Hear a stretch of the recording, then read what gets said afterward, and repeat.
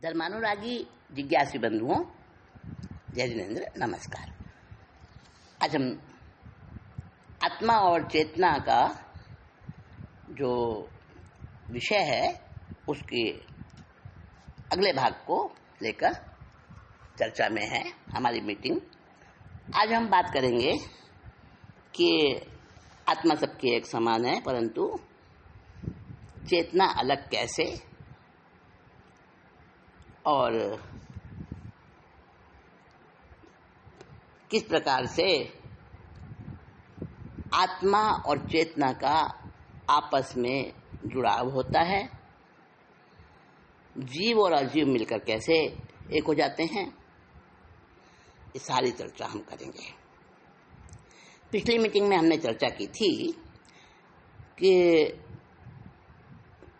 आत्म प्रदेश, आत्मा के आत्म प्रदेश होते हैं, और चूंकि हम जीव हैं और हमारे साथ में आत्मा है, आत्मा का जो शुद्ध तत्व है, चैतन्य गुण वाला, उपयोग गुण वाला, जो वो हमारे अंदर अंश है आत्मा का, और साथ में मिला हुआ है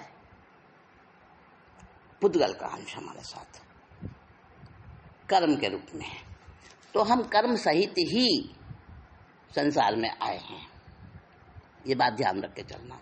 कई बार लोग कहते हैं कि आत्मा शुद्ध है, कई बार मन में उठता है, ये विकल्प उठता है कि अगर आत्मा शुद्ध है, कभी अशुद्ध होती ही नहीं है, तो हम शुद्ध आत्मा ही थे ना, तो फिर हम अशुद्ध हुए कैसे? कर्म कैसे हमारे साथ में आके कहाँ से मिल गया, कब से हो गया कर्म का संयोग? तो उसका इस उहापोह में बहुत बातें आती हैं दिमाग में, बड़े बड़े बड़ा संकल्प विकल्प उठते हैं। तो फिर इसका तो एक ही उत्तर है कि संसार में हर चीज़ जो भी उत्पन्न होती है ना, जो भी जैसे अब खनिज पदार्थ हैं, या जमीन से उत्पन्न होने वाला अन्न, फल फूल सब्जी वगैरह, जो भी कुछ चीज़ें उत्पन्न होती हैं, वो सब निस्सार और सार मिश्रित होती हैं। देखिए, धान के साथ में, अनाज के साथ में छिलका होता है, उसके साथ गेहूं कैसे आता है? गेहूं की शक्ल में नहीं आता, छिलके सहित आता है। फल छिलके सहित आते हैं, जो उत्पन्न होते हैं छिलके सहित उत्पन्न होते हैं ना। और ऐसे ही खनिज पदार्थ, सोना है, चांदी है, ये सोना चांदी इतने जो हमें जिस रूप में सोना और चांदी हमें शुद्ध रूप में दिखाई देते हैं, वैसे थोड़ी जमीन के नीचे से निकलते हैं। जमीन के नीचे उस रूप में नहीं होते, तो मिट्टी के रूप में होते हैं। आपको पता ही नहीं चलेगा ये सोना है कि चांदी है कि क्या, प्लैटिनम है कि क्या है। हीरा ऐसा नहीं दिखता जमीन के नीचे जहाँ होता है खनिज में, बिल्कुल कोयले जैसा दिखता है। तो हर चीज जो संसार में उत्पन्न होती है, वो सार और निस्सार मिश्रित होती है। तो हम जो मनुष्य हैं, हम जो जीव हैं, मनुष्य कह दो, कोई भी जीव कह दो, मनुष्य तो जीव की सर्वोत्तम सर्वोत्कृष्ट पर्याय है। तो जो भी जीव है ना, वो भी सार और निस्सार दोनों का मिश्रण है। तो हम मनुष्य, चूंकि हम सबसे उत्कृष्ट पर्याय हैं जीव अवस्था की, तो जीव की हम उत्कृष्ट पर्याय हैं मनुष्य, हर रूप से, बौद्धिक, शारीरिक और गुणों से, और हमें बहुत सारी ऐसी चीज़ें मिली हैं जो हर जीव को प्राप्त नहीं है। हमने बहुत आगे मतलब समय गुजार के और हमने उन चीज़ों को हासिल किया है। मनुष्य पर्याय में आए हैं हम, और मनुष्य में भी बहुत बार आए होंगे, परंतु इस मनुष्य पर्याय में जो हमें धर्म की श्रद्धा मिली, बुद्धि मिली, धर्म का श्रवण मिला, आर्य क्षेत्र मिला, सब कुछ मिला, और इसमें हमारे को फर्ज बनता है, हमारा कर्तव्य होता है कि हम अपने उस निस्सार को हटा दें और अपने शुद्ध रूप को प्रकट कर लें। ये हमारा चरम लक्ष्य है मनुष्य जीवन का। तो जिन्होंने प्राप्त कर लिया वो पूजनीय बन गए, है ना। अरिहंत सिद्ध जिनको हम अपना पूजनीय कहते हैं, आराध्य मानते हैं, आदर्श मानते हैं, तो हमें भी वही करणीय है। तो हम जो है जीव की पर्याय, हम आत्मा की पर्याय हैं, जीव हैं।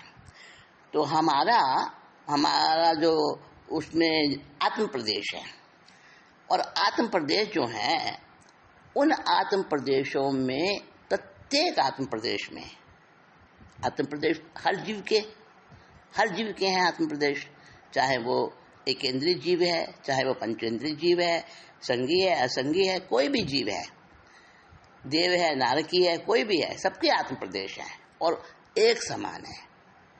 क्वांटिटी भी एक समान है आत्म प्रदेशों की और क्वालिटी भी एक समान है आत्म प्रदेशों की। अब आत्म प्रदेशों में जो व्याप्त चेतना है ना, मैंने आपको बताया आत्मा का प्रभाव है चेतना, आत्मा का फैलाव है चेतना। तो आत्म प्रदेशों में जो चेतना व्याप्त है, इसको कैसे समझें? आत्म प्रदेशों में चेतना कैसे व्याप्त है? इसको हम ऐसे समझ सकते हैं कि स्पंज देखा होगा कभी आपने। मान लीजिए एक स्पंज का टुकड़ा है, देखिए जो अनविजिबल अमूर्त वस्तुएं होती हैं, अमूर्त द्रव्य होते हैं, अरूपी द्रव्य होते हैं, अमूर्त द्रव्य होते हैं, आत्मा जैसे है। तो ऐसे द्रव्यों को समझने के लिए हम एक देशीय उदाहरण, लौकिक उदाहरण से ही समझ पाते हैं, और वो उदाहरण संपूर्ण रूप से नहीं होता, वो एक देशीय होता है। जिस बात को हम समझ रहे हैं बस वहीं तक वो उदाहरण है। तो ऐसे समझें कि जैसे एक वाइट स्पंज ले लें हम, वाइट स्पंज है जैसे, अब वाइट स्पंज है, स्पंज तो समझते हो ना, हाँ, तो वाइट स्पंज है। अब हमने समझ लो कि अगर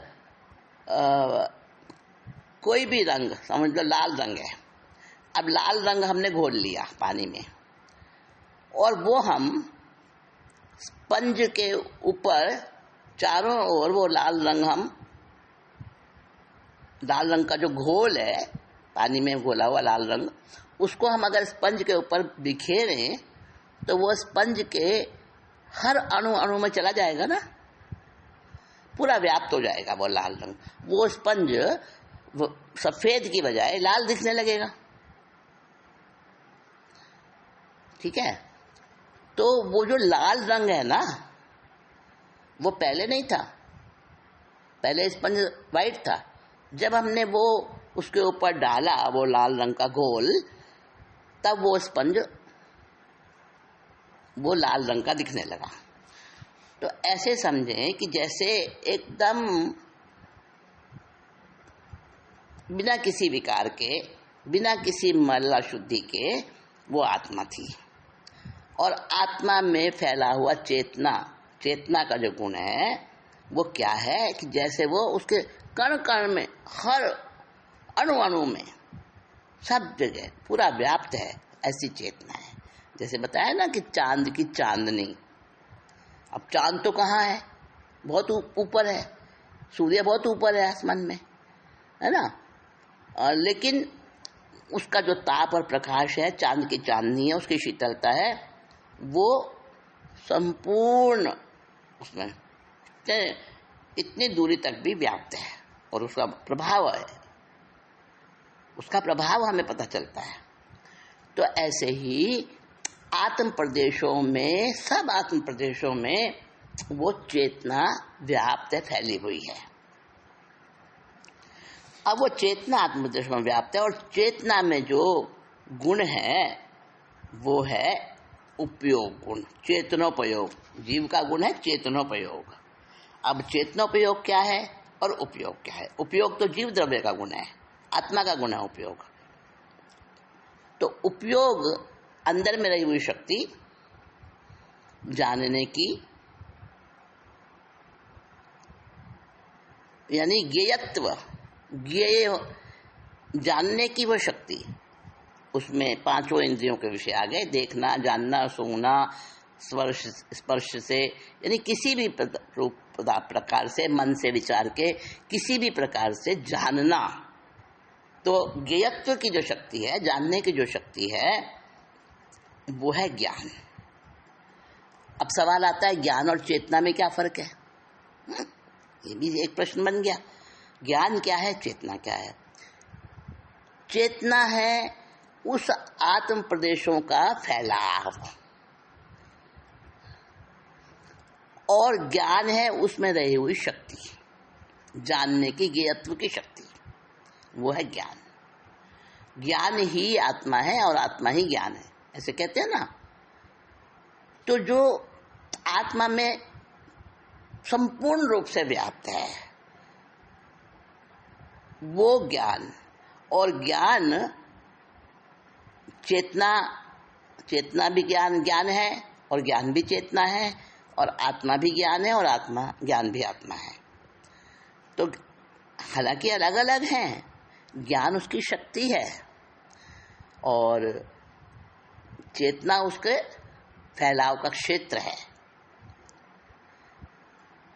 पर फिर भी उनमें एक होते हुए भी अंतर है किसी अपेक्षा से, और अंतर नहीं भी है, दोनों ही बातें हैं। तो हमें सूक्ष्मता से उसको समझना होगा कि अब चेतनोपयोग और उपयोग में क्या है। तो उपयोग तो जीव द्रव्य का गुण है, आत्मा का गुण है, जो कि जीव द्रव्य हमें पता नहीं चलता, नजर नहीं आता, और आत्मा भी एग्जिस्ट नहीं करती, जीव द्रव्य भी एग्जिस्ट नहीं करता, परंतु होता है। तो जीव द्रव्य और आत्मा ये दोनों ना तो बंधते हैं ना मुक्त होते हैं, न इनको केवल ज्ञान केवल दर्शन होता है। केवल ज्ञान केवल दर्शन, सम्यक दृष्टि सम्यक दर्शन और बंध मोक्ष, ये सारे ये जीव को ही होते हैं। मोक्ष भी जीव को ही होता है, पर्याय को ही होता है, द्रव्य को नहीं होता। फिर से समझो इस बात को। जो किसी को सम्यक दर्शन हो गया, वो उस जीव द्रव्य को नहीं हुआ, उस पर्याय को हुआ, जीव को हुआ।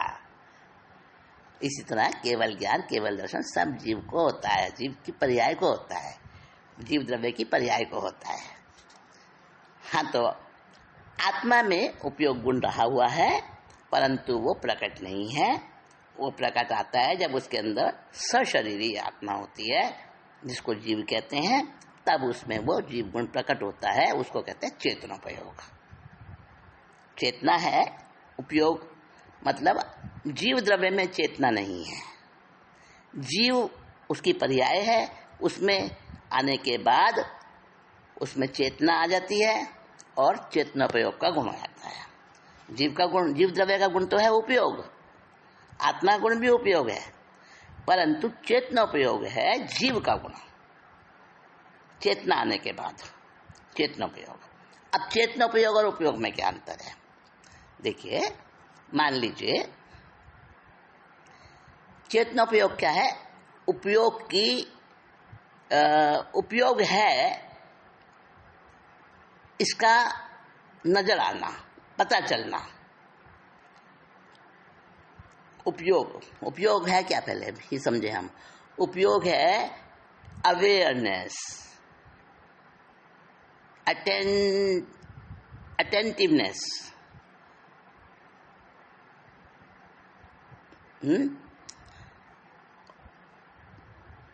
जुड़ना। उपयोग यानी जो हमारे सामने जो भी कोई ज्ञेय है उसके साथ में जुड़ना, वो है उपयोग। वो जुड़ने की क्रिया, वो जुड़ने की प्रोसेस, वो है उपयोग। अब चेतनोपयोग क्या है? आत्मद्रव्य, जीव द्रव्य कह दो, जीव द्रव्य और आत्मा, इनमें रहा हुआ है उपयोग गुण, परंतु वो प्रकट नहीं है, क्योंकि दोनों एग्जिस्ट नहीं करते। ना जीव द्रव्य एग्जिस्ट करता, ना आत्मा एग्जिस्ट करती, परंतु उनमें रहा हुआ जो उपयोग गुण है, इसलिए वो भी एग्जिस्ट नहीं करता। जैसे कि समझो बिजली का तार है, अब उसके अंदर बिजली रही हुई है ना, पर क्या किसी ने बिजली को, इलेक्ट्रिसिटी को देखा आज तक? अनुभव तो होता है जब उसका शॉर्ट लगता है, करंट लगता है, लेकिन दिखती तो नहीं है ना। तो उसके अंदर रही हुई वो शक्ति परंतु दिखे नहीं, ऐसा है उपयोग जो कि जीव द्रव्य में और आत्मा में रहता है। परंतु वो उपयोग और चेतना जब जीव में आ जाता है, सशरीरी होता है जीव, तो जब जीव में आ जाता है शरीर सहित अवस्था में चेतना आती है उसमें, वहां पर वो गुण प्रकट होता है, उसको कहते हैं चेतनोपयोग। इसको हम उदाहरण से समझें कि जैसे एक छोटा बच्चा जन्मता हुआ बच्चा है, 2 महीने का बच्चा है, 2 महीने का बच्चा तो फिर भी समझने लगता है, जन्मता हुआ बच्चा है, अब उसके अंदर आत्मा है ना आत्मा, उसके अंदर चेतना भी है। अब चेतना भी है, आत्मा भी है, उपयोग भी है, उपयोग गुण भी है, परंतु उपयोग गुण होते हुए भी मस्तिष्क भी है उसके पास। शरीर का अंग है ना मस्तिष्क, है तो मस्तिष्क तो है ना उसके पास, मन भी है, मस्तिष्क भी है, वाणी भी है, सब कुछ है, परंतु वो उनका उपयोग नहीं कर पाता, यूज नहीं ले पाता उसका। क्या वो सोच पाता है? क्या वो बोल पाता है? बोलने की शक्ति है उसमें रही हुई है। ऐसे ही समझे हम कि जब जो शक्ति प्रकट में हो जाती है, प्रकट नजर आती है, वो है चेतनोपयोग। और जब वो बच्चा जैसे जैसे बड़ा होता है वो समझने लगता है, व्यक्त करने लगता है कि हाँ मैं समझ रहा हूँ, अपनी बात को मतलब जाहिर भी करता है, दूसरों को पता चलता है कि हाँ इसकी समझ में आ रहा है, तो वो चेतनोपयोग हो जाता है। तो चेतनोपयोग जो है वो जीव का और चेतना का गुण है। अब आगे आता है कि संज्ञा क्या है। नया शब्द हमारे सामने आता, संज्ञा और आत्मा और चेतना की भिन्नता। देखिए, आत्मा तो सबकी, हम सब समझते हैं कि हर आत्मा में वही की वही शक्तियां हैं, वही का वही उतने के उतने प्रदेश हैं और सेम बिल्कुल एक जैसे गुण हैं। आत्मा सबकी एक समान है, परंतु चेतना अलग अलग है। एक जीव की भी चेतना समय के अनुसार पल पल परिवर्तित हो रही है। तो ये बात हमें समझनी है, कैसे समझें? देखिए,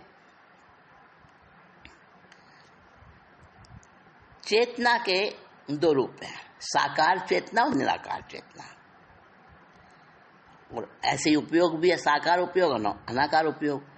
तो साकार तो कहते हैं ज्ञान को और निराकार कहते हैं दर्शन को। तो ज्ञान चेतना के भी यही 2 मतलब धाराएं चलती हैं, ज्ञान चेतना और दर्शन चेतना, कर्म चेतना, कर्म फल चेतना। एक समय पे तो कर्म कर रहा है वो कोई भी जीव, तो उसकी कर्म चेतना काम कर रही है। दूसरे क्षण और उसी क्षण भी किसी दूसरे अन्य किसी कर्म का फल भी भोग रहा है, तो कर्म फल चेतना भी उसी समय एक्टिव है उसकी। अब दूसरे कोई व्यक्ति है, वो कोई और कर्म का फल भोग रहा है, उसकी और दूसरे अन्य प्रकार की कर्म फल चेतना है, अन्य प्रकार का कर्म कर रहा है। तो सबकी इसलिए अलग अलग है ना। एक जीव की भिन्न भिन्न समय में चेतना भिन्न भिन्न हो जाती है, और अलग अलग जीवों की तो अलग अलग होती ही है।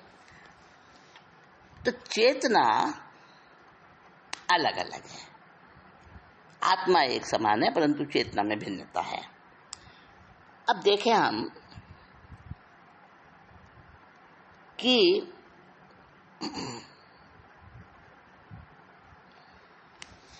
क्यों है ऐसा। आत्मा भी एक द्रव्य है और चेतना भी और जीव भी, ये सब द्रव्य तो है ना। अब द्रव्य का गुण है, द्रव्य के सामान्य गुण भी हैं, द्रव्य के विशेष गुण भी हैं। जो द्रव्य के जो सामान्य गुण है वो तो सभी द्रव्यों में एक जैसे रहते हैं, और जो द्रव्य के विशेष गुण हैं वो अलग अलग द्रव्यों में अलग अलग भिन्न भिन्न होते हैं। जैसे द्रव्य के सामान्य गुण हैं द्रव्यत्व, वस्तुत्व, प्रदेशत्व, अगुरु लघुत्व, ज्ञेयत्व, उसको कहते हैं ज्ञेयत्व को ही कहते हैं वो, हाँ ज्ञेयत्व भी कहते हैं, और उसका एक नाम और भी है कि वो जाना जा सकता है उसके अंदर,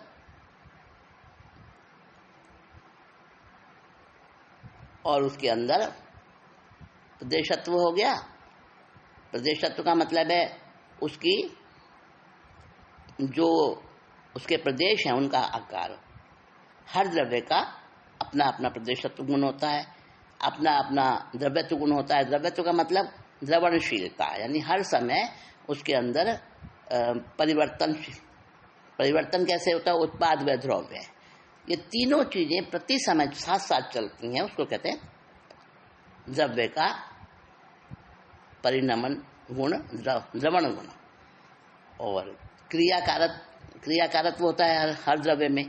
हर द्रव्य के अंदर अपनी कुछ ना कुछ क्रियात्मक शक्ति होती है, प्रतिक्षण वो कार्य करता है अपने अपने गुणानुसार, अपने अपने अलग अलग गुणानुसार।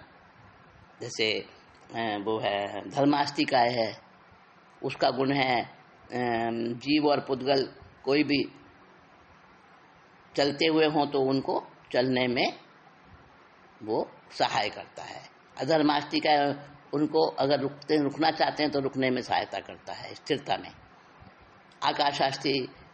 आकाश द्रव्य है, वो अवगाहन देने का कार्य करता है। सबके अलग अलग अपने अपने, तो सब हर द्रव्य में अपने अपने क्रियाकारक शक्ति होती है, तो ये भी एक द्रव्य का गुण है। तो अपने अपने गुणानुसार हर द्रव्य कार्य करता है। तो उत्पाद व द्रव्य प्रतिक्षण हर समय सजीव हो या निर्जीव हो सब में ही चलता है। हर समय वो उसमें चल रहा है, परिणमनशीलता होती है। प्रतिक्षण द्रव्य जो है वो परिणमित हो रहा है। तो फिर संज्ञा क्या है? संज्ञा है हमारी अंदर की वृत्तियां, इंस्टिंक्ट, चित्त वृत्तियां, जिसमें चेतन अचेतन दोनों प्रकार का मिश्रण होता है। हमारा जो अवचेतन मन होता है, एक चेतन होता है, एक अचेतन होता है, एक जिसको कहते हैं ना सबकॉन्शियस, अनकॉन्शियस, कॉन्शियस माइंड और कलेक्टिव माइंड, बहुत सारे अलग अलग स्तर होते हैं मन के। तो संज्ञा क्या है कि चित्त वृत्ति है एक प्रकार की। संज्ञा एक प्रकार की चित्त वृत्ति है, और संज्ञा अभिलाषा है, संग्रह करने की लालसा। रुचि को भी संज्ञा कहते हैं, अभिरुचि को भी संज्ञा कहते हैं, और प्राण शक्ति को भी संज्ञा कहते हैं, भाव को भी संज्ञा कहते हैं, आचरण के विभिन्न धरातलों के माध्यम को भी संज्ञा कहते हैं। आचरण के विभिन्न धरातल कौन से? जैसे कहते हैं भाई मनुष्यों में कौन संज्ञा ज़्यादा रहती है? मैथुन संज्ञा ज़्यादा है, नारकी में भय संज्ञा ज़्यादा है, त्रियंच में आहार संज्ञा ज़्यादा है, और देवों में परिग्रह संज्ञा ज़्यादा है। तो प्राणियों की मूल मनोवृत्तियों से संबंधित उसके बहुत सारी बातें हैं, वो भी संज्ञा में आती हैं। और पूर्व जन्मों का जो अनुभव जहाँ जहाँ से हमारी आत्मा जा के आई है, और जो जो कुछ लेकर आई है, इकट्ठा किया हुआ संस्कारों का कोश, वो भी तो संज्ञा है, वो समय अनुसार प्रकट होता है। और अपनी चेतना के हमारे जब हम संगी जीव हो जाते हैं, मनुष्य हो जाते हैं, बौद्धिकता आ जाती है हमारे अंदर, समझ हो जाती है सही गलत की, तो हमें पता चलता है ये गलत है, मेरे अंदर ये अच्छी आदत नहीं है, इसको मैं बदलूं। तो उसको करेक्शन करता है, सुधार करता है, तो वो उसका स्वभाव जो है, मनुष्यता का स्वभाव, गलत और सही को समझकर सही को आगे बढ़ाने का और गलत को छोड़ने का जो स्वभाव है, वो भी स्वभाव भी संज्ञा कहलाता है। तो हम अपनी संज्ञा को पहचानते हैं और पहचान कर उसको करेक्शन करते जाते हैं। तो संज्ञान भी कह देते हैं, कभी उपभोग परिभोग करने की अभिलाषा को भी संज्ञा कह देते हैं। और संज्ञा है क्या? वेदनीय और मोहनी कर्म के उदय से, वेदनीय और मोहनी कर्म के उदय से उत्पन्न होने वाली जो हमारे अंदर की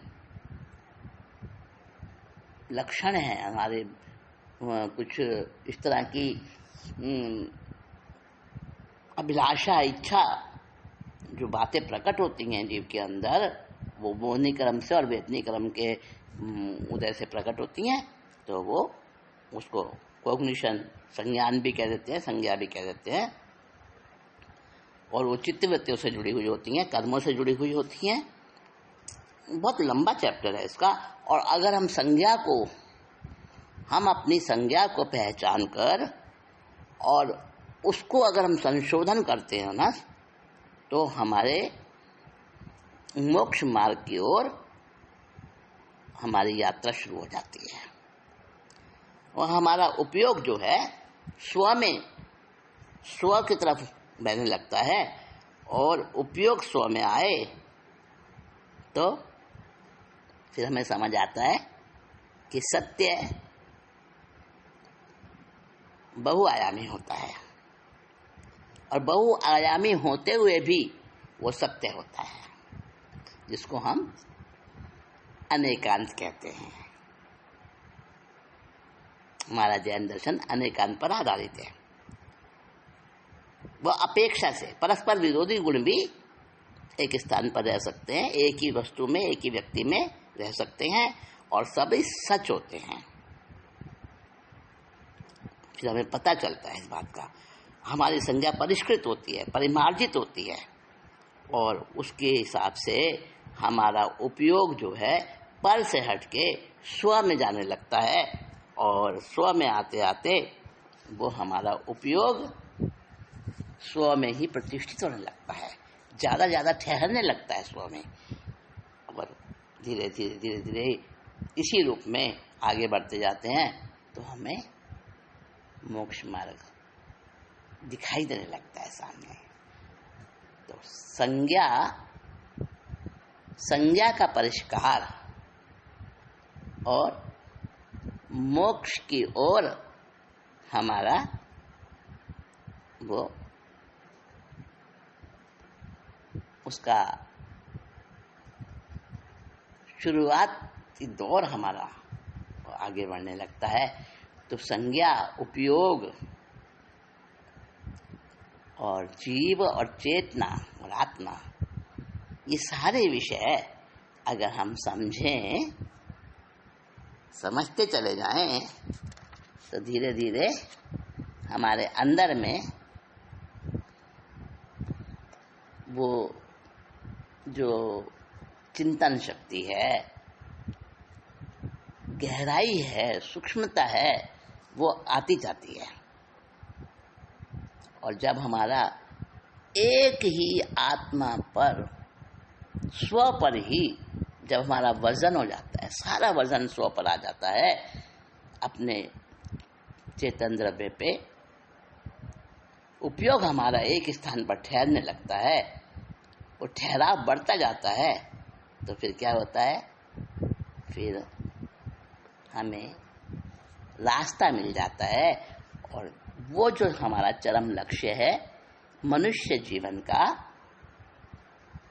अब ये विषय भी बड़ा विस्तृत है कि अपनी संज्ञाओं को कंट्रोल करके, अपनी संज्ञाओं को जानकर, पहचान कर हम उनको कैसे संशोधन कर सकते हैं उनका, और संशोधन करने में ही हमारा जो है ना मोक्ष मार्ग, उसमें हमें मिलता है आगे बढ़ने का रास्ता।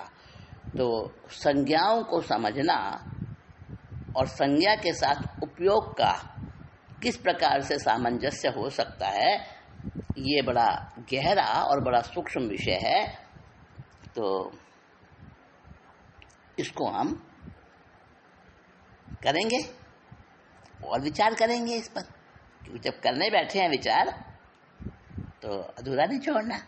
लेकिन आज नहीं, नेक्स्ट मीटिंग में इस बात पर भी विचार चर्चा और चिंतन करेंगे।